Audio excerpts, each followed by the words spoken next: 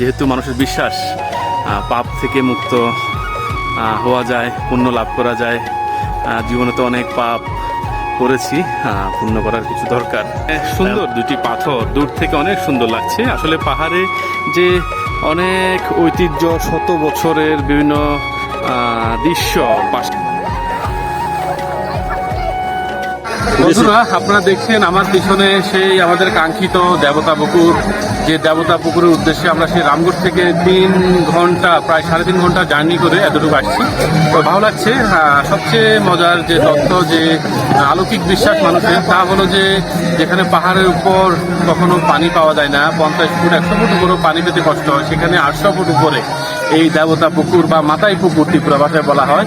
এই পুকুরের পানি কখনোই শুকায় না। এটা কিন্তু কোনো সাধারণ ছোট পুকুর না, প্রায় কয়েক শতক জায়গার উপরে কিন্তু আপনারা হয়তো দেখছেন, অনেক বিশাল বড়। তো আমরা এই পুকুরে নামবো, এখানে কিন্তু ঠাই পাওয়া যায় না, নিচে নাকি অনেক পাথর।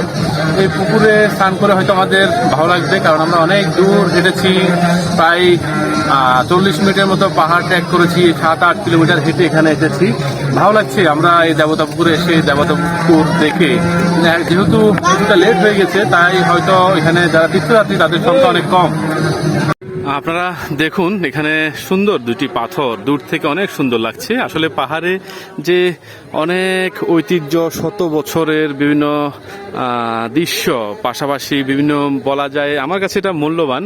কারণ আমরা আমাদের শহরে অথবা প্লেনে কিন্তু এমন দৃশ্য আমরা দেখি না, যেখানে আমরা প্রায় 800 ফুট উপরে এসে বড় বড় পাথর দুটির দেখা। এগুলো প্রায় 100 বছর বয়স। আর পাশাপাশি বলে রাখি, কিছু দুষ্ট পোলাপাইন এখানে এই তীর্থস্থানে এসে পাথরে বিভিন্ন নাম খোদাই করেছে। টুসু প্লাস রনু প্লাস ও প্লাস কে খোদাই করেছে। তাদের হয়তো ভালোবাসার মানুষের নাম নাকি দুষ্টমি। যাই হোক বন্ধুরা, আপনাদেরকে দেখায় সেই পুকুরটি যে কত সুন্দর, কত বড়। আমরা স্নান করব, তবে যারা তীর্থযাত্রী তাদের সংখ্যা অনেকটাই কম, যেহেতু দুপুর শেষ। এখানে উপরে একটি শিব মন্দির রয়েছে, আমরা এখানে উঠবো, আপনাদেরকে দেখাবো। আমরা আসলে আগে স্নান করি, স্নান করার পরে আমরা এখানে যাব।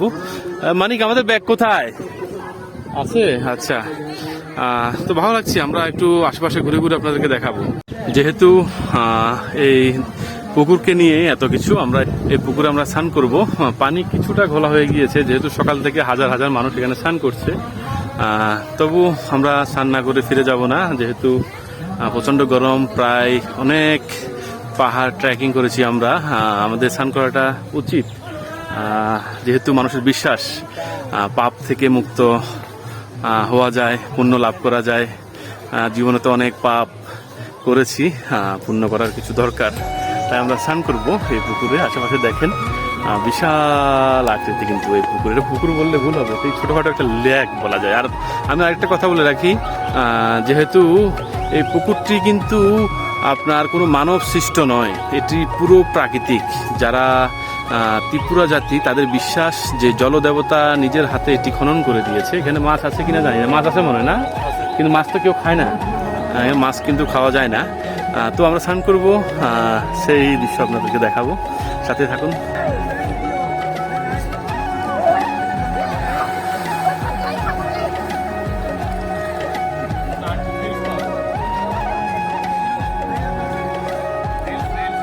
বন্ধু মানিক প্রার্থনার কাজ সেরে ফেলছে, যেহেতু এখানে যারা আসে, দেখুন আপনারা, এখানে ধূপকাঠি মোমবাতির ছড়াছড়ি, প্রার্থনা করে কিন্তু সবাই মোমবাতি ধূপকাঠি জ্বালায়। তো মানিক স্নান করেই কিন্তু মোমবাতি আর ধূপকাঠি নিয়ে এসে প্রার্থনা করছে। তো মানিক, তুমি পৃথিবী জগতের জন্য, সকল প্রাণী যাতে সুখে থাকে, সবার জন্য ভগবানের কাছে প্রার্থনা করো, ঠিক আছে? আপনারা হয়তো দেখলেন দেবতা পুকুর, যেটি নিয়ে অনেক মানুষের কৌতূহল, অনেকেই চিনেন না।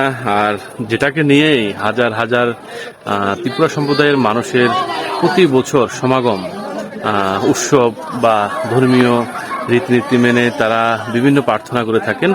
এই সেই দেবতা পুকুর, আর ত্রিপুরা ভাষায় বলা হয় মাতাই পুকুর।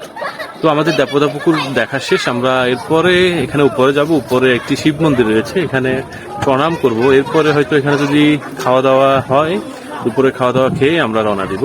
তবে মূল উদ্দেশ্য আমাদের ছিল এই দেবতা পুকুরে আসা, এখানের যে পরিস্থিতি, যে ধর্মীয় উৎসবের যে ভাবাবেগ সেটা তুলে ধরা। হয়তো কিছুটা আপনাদেরকে দেখাতে পেরেছি, তবে মানুষ কম ছিল। আমরা আস্তে আস্তে কিন্তু অনেকেই চলে গেছে, প্রায় কয়েক হাজার ত্রিপুরা জাতি যারা তারা চলে গেছে। এরপরে কিন্তু কিছু মানুষ সংখ্যক যারা তীর্থযাত্রী তাদেরকে দেখা যাচ্ছে।